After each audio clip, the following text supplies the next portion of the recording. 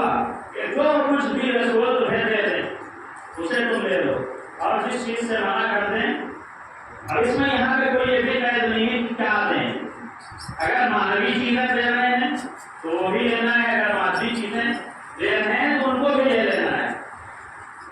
اور اگر کسی چیز سے منع کر رہے ہیں، چاہے وہ معنوی چیز ہو یا مادی چیز ہو، اگر کسی چیز سے منع کر رہے ہیں تو اس سے اپنے ہاتھ کو روک لینا ہے، اس سے پرہیز کرنا ہے. وہاں پر بھی کوئی سوال ہم کام نہیں کر سکتے، وہاں پر بھی کوئی ہم اعتراض نہیں کر سکتے، بلکہ بغیر جو مرتبہ کے اس کو ہمیں تسلیم کر لینا ہے. اور اس میں یہ بھی قید نہیں ہے کہ اگر رسول اکرم کچھ ہمیں دے رہے ہیں تو کتنا لینا ہے، کتنا لینا ہے یہ بھی بیان نہیں کیا گیا ہے. بلکہ ما آتاکم الرسول، جو کچھ بھی تمہیں دے دے اسے لے لو، وما نہاکم عنہ فانتہوا، اور جس چیز سے منع کر دے اس سے رک جاؤ. یہ نہیں کہا گیا کہ رسول اکرم کچھ تمہیں دے رہے ہیں اس میں سے آدھا لے لو اور آدھا چھوڑ دو. منع کر رہے ہیں کسی چیز سے تو آدھے سے تم پرہیز کرو اور آدھا اختیار کرو، نہیں، بلکہ جتنا دے رہے ہیں سب کا سب قبول کرنا ہے، اور جتنے سے منع کر رہے ہیں سب کے سب کو چھوڑنا ہے. یعنی اگر رسول اکرم اعلان کر رہے ہیں کہ انی تارک فیکم الثقلین، کہ میں تمہیں دو گراقد چیزیں چھوڑ کے جاتا ہوں، اب کسی کو یہ اختیار نہیں ہے کہ ایک کو لے لے اور ایک کو چھوڑ دے. آپ کو بھی لینا ہے اور لینا ہے. سوال پڑھ رہے اللہم صلی علی محمد وآل محمد.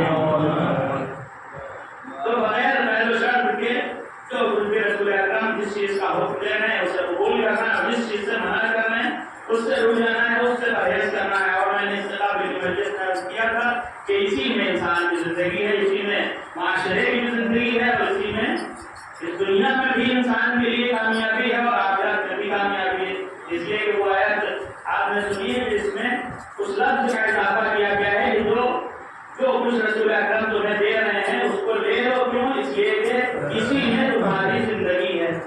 یہ بات میں نے اس سے قبل کی مجلس جو ہوئی تھی اس میں نے پیش کی تھی، لیکن ان باتوں کو جو تکرار نہیں کرنا ہے، لہٰذا بات کو آگے بڑھاتے ہوئے کہ ہماری زندگی انہی چیزوں میں وابستہ ہے. یعنی اگر رسول ہم کو نماز دے رہے ہیں تو اس میں ہماری زندگی ہے، اگر روزہ دے رہے ہیں تو اس میں ہماری زندگی ہے، اگر حج دے رہے ہیں تو اس میں ہماری زندگی ہے، اگر خمس و زکات جہاد امر بالمعروف اور نہی عن المنکر ہمیں دے رہے ہیں تو اس میں ہماری زندگی ہے. فردی زندگی اسی سے وابستہ ہے اور اجتماعی زندگی بھی اسی سے وابستہ ہے. دونوں زندگیاں، اور دونوں زندگی الگ الگ ہیں. ایک انسان ہے جو زندہ ہے، جس کے اعضاء و جوارح کام کر رہے ہیں، اور ایک معاشرہ ہے جو زندہ ہے. انسان کا ایک فرد کا زندہ ہونا الگ بات ہے اور پورے معاشرے کا زندہ ہونا یا مر جانا الگ بات ہے.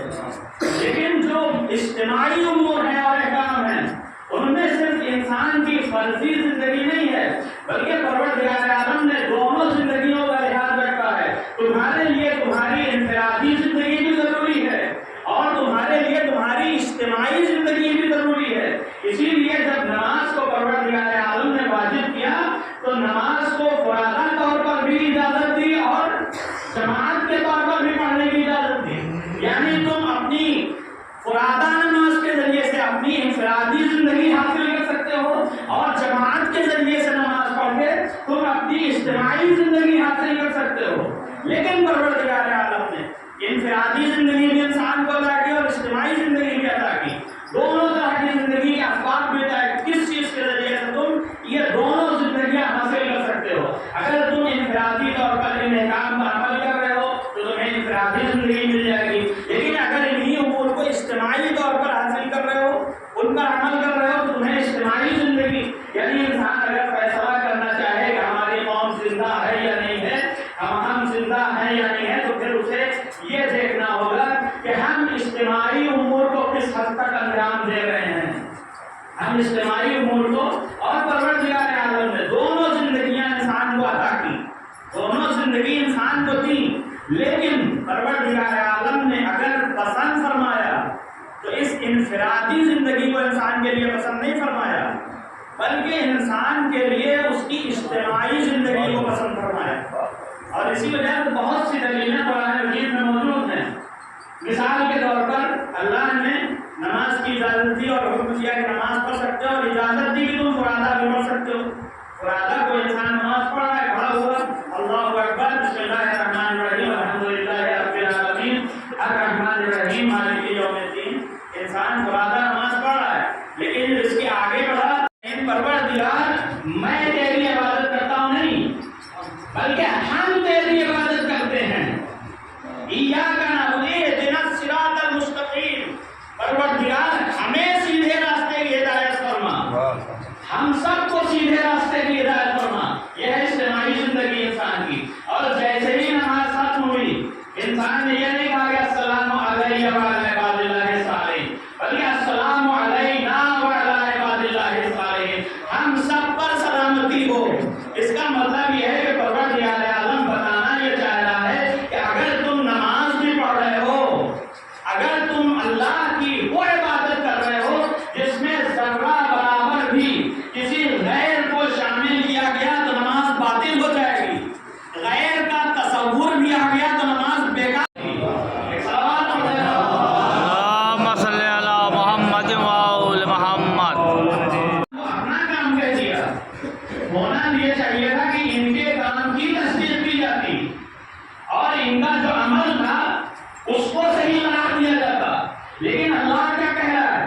اللہ کہہ رہا ہے جو آپ نے کام کیا ہے یہ آپ نے نہیں کیا بلکہ ہم نے کیا ہے. ہم نے کیا ہے تو آپ نے کیسے کیا ہے؟ یہ کام تو رسول نے کیا ہے. ہم کہیں کہ ہم جو مجلس پڑھ رہے ہیں یہ ہم نے نہیں آپ نے پڑھی، یہ آپ کہہ رہے ہیں جو ہم نے مجلس پڑھی ہے آپ جو ابھی پڑھ رہے ہیں یہ آپ نے نہیں پڑھی ہم نے پڑھی ہے. آپ اگر آپ کہتے ہیں تو ہم فوراً کہیں نہیں صاحب ایسا نہیں ہے، مجلس ہم ہی نے پڑھی ہے. ابھی ندیم بھائی نوحہ پڑھیں گے آپ کہہ دیں گے نہیں ہم نے پڑھا ہے، تو کوئی ماننے کے لیے تیار ہوگا؟ ظاہر ہے کہ ماننے کے لیے وہ تیار نہیں ہوں گے، اس لیے کہ وہ کہیں گے نہیں نوحہ تو ہمیں آپ نے پڑھوایا ضرور ہے. آپ یہ کہہ سکتے ہیں کہ آپ اس میں شریک ہوئے ہیں، لیکن آپ یہ نہیں کہہ سکتے کہ یہ ہم نے پڑھا ہے. تو پھر اس مسئلے کو کس طرح سے حل کیا جائے؟ قاضی جان گرامی ایک چھوٹی مثال، اس سے پہلے میں نے اس کو کہیں پہ پیش کیا تھا. ایک سوال پڑھنے محمد اللهم صل على محمد وآل محمد. سب مجلسیں بھی اپنی اپنی تیار کر رہے ہیں اور جو نوحہ خان حضرات ہیں وہ نوحے بھی تیار کر رہے ہیں. نوحہ لکھنا شروع کیا اور ہم کو بیان دکھائی اور کہاں دیکھیے نوحہ کیسا لکھا ہے. ہم نے کہا کس نے لکھا ہے؟ کہا کہ ہم نے لکھا ہے. ہم نے کہا آپ نے لکھا ہے یا قلم نے لکھا ہے؟ کس نے لکھا ہے؟ آپ نے لکھا ہے یا قلم نے لکھا ہے؟ کہا نہیں ہم نے لکھا ہے، قلم نے نہیں لکھا ہے. قلم نے لکھا ہے، حقیقت میں قلم ہی نے لکھا ہے، لیکن واسطہ کون بنا؟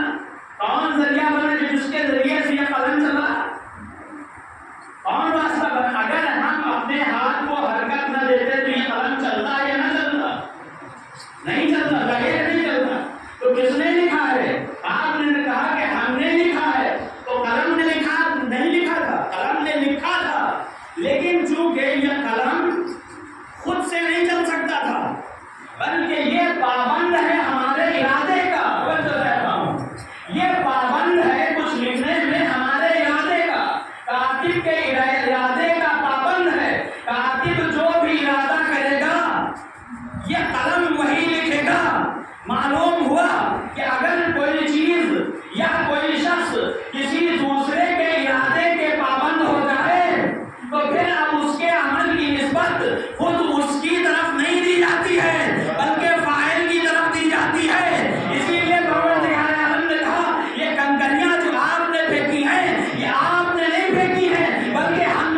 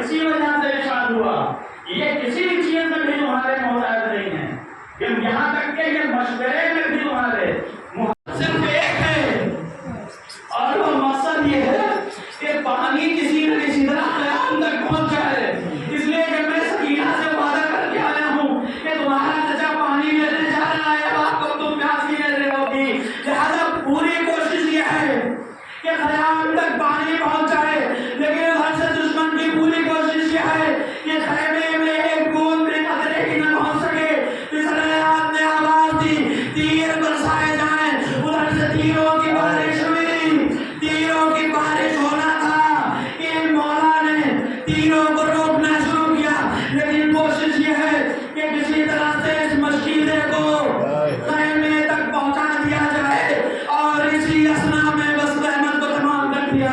اسی اثنا میں ایک شقی نے مولا کے داہنے ہاتھ پہ وار کیا، مولا نے اشعار پڑھنا شروع کیے، واللہ لو قطعتم یمینی، خدا کی قسم اگر تم نے ہمارے داہنے ہاتھ کو قطع کر دیا ہے تو یہ سوچنا کہ میں اپنی مولا کی حمایت سے باز آ جاؤں گا، بلکہ اس ہاتھ کے کٹ جانے کا اور قطع ہو جانے کا مولا عباس کے اوپر کوئی بھی اثر نہ ہوا، اور آپ اپنے کام کو انجام دے رہے ہیں اور پوری کوششیں کر رہے ہیں کہ کسی نہ کسی طریقے سے اس پانی کو خیمے تک پہنچا دیا جائے، لیکن عزیزوں ہاتھ کٹ جانے کا بھی کوئی اثر، اس لیے کہ آپ جانتے ہیں کہ اگر ایک چھوٹی سی چوٹ کسی کو لگ جائے تو انسان کے حواس کام کرنا بند کر دیتے ہیں، ایک ہاتھ قلم ہو گیا، لیکن ایسے عالم میں بھی مولا شان پڑھ رہے ہیں، انی حامی ابدن اندیمی، انی حامی ابدن اندیمی، لیکن عزیزوں اس عالم میں بھی آپ اشعار پڑھ رہے ہیں اور پھر پتی اشعار پڑھ رہے ہیں، لیکن تین ایسے موقع آئے کہ جب حضرت عباس علیہ السلام کو اپنے ہاتھ کٹ جانے کا بہت غم ہوا، اور مولا نے اپنے کٹے ہوئے ہاتھوں کو بہت غور سے دیکھا۔ پہلا وہ موقع تھا کہ جب ایک تیر آیا اور مشق سکینہ کو چھیدتا ہوا نکل گیا۔ عزیزوں آپ جانتے ہیں کہ اگر مشیرے کو تیر سے نہیں بلکہ تلوار کے ذریعے سے چھیدا گیا ہوتا، تلوار کے ذریعے سے اس پہ حملہ ہوا ہوتا تو پانی یا بیگ سارا کا سارا پانی بہ گیا ہوتا، لیکن حملہ تیر کے ذریعے سے ہوا تھا۔ جب تیر کے ذریعے سے کوئی سوراخ ہو تو پانی دھیرے دھیرے بہتا ہے، پانی دھیرے دھیرے بہتا ہے۔ عباس دیکھ رہے تھے کہ کاش میرے ہاتھ سلامت ہوتے تو اپنے ہاتھ کے ذریعے سے اس پانی کو روک سکتا تھا، اور دوسری مرتبہ اپنے ہاتھ نہ ہونے کا احساس تب ہوا کہ جب آگ میں تیر لگا، مولا نے چاہا کہ آگ سے تیر نکالے لیکن ہاتھ موجود نہ تھے، اپنے سر کو جھکایا، ارے سانوں کے درمیان میں تیر کو دبایا، ایک مرتبہ کسی شقی نے گلزار مارا، ارے دیورا کے زمین پہ پڑے، اور یہ آخری مرحلہ تھا جب مولا نے حضرت نے اپنے ہاتھوں کی طرف دیکھا، اس لیے کہ کوئی بھی بلندی سے نیچے آتا ہے ارے ہاتھوں کا سہارا لیتا ہے، لیکن ہائے میرا مولا عباس گھوڑے کی بلندی سے زمین پہ آئے تو ہاتھوں کے بل زمین پہ نہ آئے بلکہ سر کے بل زمین پہ آئے۔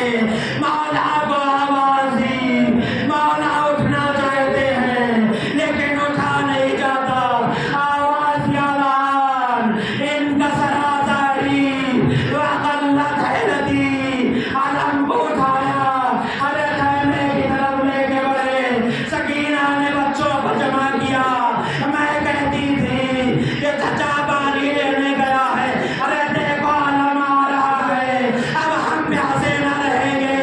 ایک مرتبہ بچوں نے دیکھا کہ مولا آ رہے ہیں لیکن چچا نہیں آیا، آواز دیا ہے بابا، ارے چچا کہاں ہے؟ مولا نے آواز دیا ہے بچی، اے میری بیٹی سکینہ، اب چچا کا انتظار نہ کرنا، اس لیے کہ تمہارا چچا دریا کنارے اپنے بازو کٹائے سو رہا ہے۔ سکینہ